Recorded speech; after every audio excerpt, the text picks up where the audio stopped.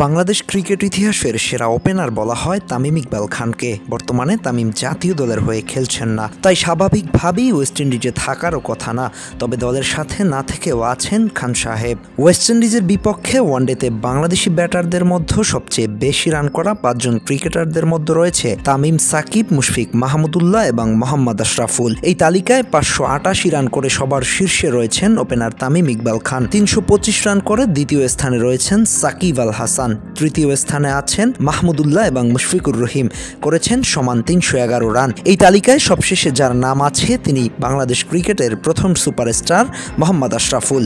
এদের মধ্যে শুধুমাত্র মাহমুদুল্লাহ এখনও খেলছেন, বাকি কেউই জাতীয় দলের নিয়মিত নয়। তাই বলা যায় ওয়েস্ট ইন্ডিজের বিপক্ষে বাংলাদেশ দলের সবচেয়ে সেরা ব্যাটারকে মিস করতে চলেছেন। মাশরাফির নেতৃত্ব ছাড়ার পরে তামিম ইকবালই ছিলেন ওয়ানডে দলের ক্যাপ্টেন।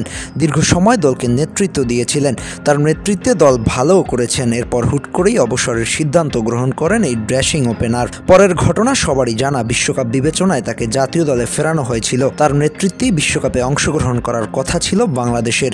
এরপর আর তা হয়নি, নেতৃত্ব ছেড়ে দিয়েছিলেন তিনি।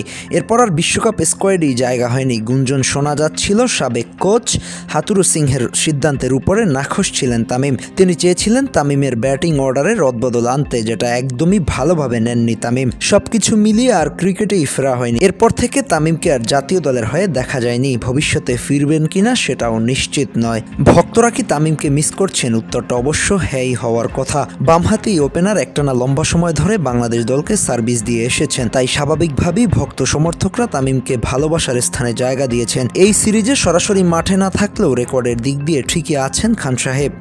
হাসনাইন খান, স্পোর্টস টাইমস।